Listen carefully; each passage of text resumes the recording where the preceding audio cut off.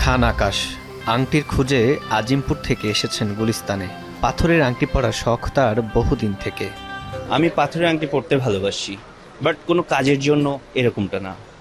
আমার পাথরের আংটি পরতে ভালো লাগে। দেশের পাথরের আংটির অন্যতম বড় বাজার গুলিস্তানের এই টুইন টাওয়ার মার্কেট এলাকা। এখানে নিচের টঙের দোকানেই হচ্ছে লক্ষ লক্ষ টাকার আংটির বিক্রি কিনে।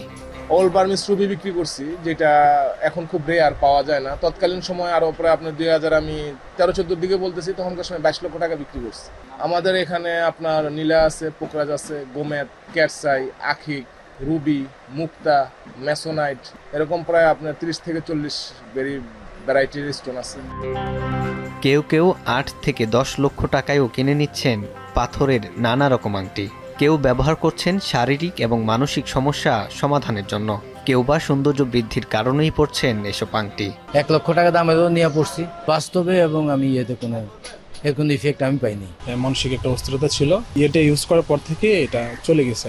ফলপ্রসূ যদি নাই হতো তাহলে পৃথিবীর আপনার এত লোক স্টোনের প্রতি এত বেশি দুর্বল হইতো না।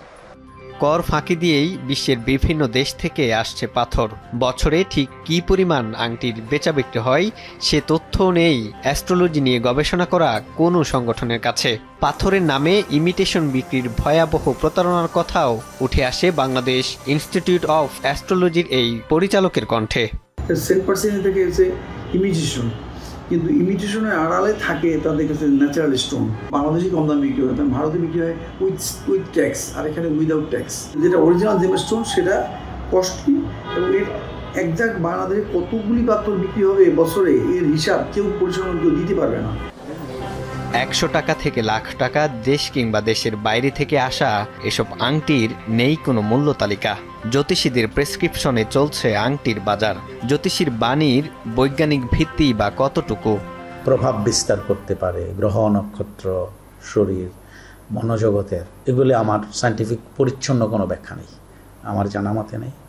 তবে মানুষ যখন ফ্রাস্ট্রেটেড হয় তখন সে কোনো একটা জিনিসের উপরে নির্ভর করলে তার মনটাকে অন্যদিকে ডাইভার্ট হয়ে যেতে পারে।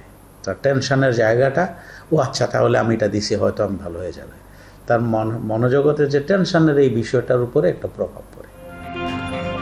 সত্যিই কি সমস্যা সমাধানে কাজে আসে পাথরের এসব আংটি? ইসলামিক স্কলাররা জানালেন ভিত্তি নেই পাথরের বিশেষত্বের। সৌন্দর্য বৃদ্ধির কারণে পড়লেও মূল্য তালিকা নির্ধারণের দাবি তাদের। পাথরের কোনো প্রভাবে মানুষের শারীরিক সমস্যা দূর হবে, মানসিক সমস্যা দূর হবে, বা সে ভালো হয়ে যাবে, এ ধরনের কোনো ক্ষমতা পাথরের নাই। অবশ্যই এটার একটা নির্ধারিত দাম থাকা উচিত, তার বাজার মূল্যায়ন অনুযায়ী। জ্যোতিষীদের বিশেষত্বের বাণী আর ব্যবসায়ীদের স্বঘোষিত দামের উপর চলছে আংটির বেচা বিক্রি। পাথরের এসব আংটির নির্দিষ্ট মূল্য তালিকা নির্ধারণ করার দাবি জনমানুষের। জুবায়ের প্রধান, এখন, ঢাকা। মাঠের অলরাউন্ডার আমি, আর ঘরের অলরাউন্ডার টাইলক্স।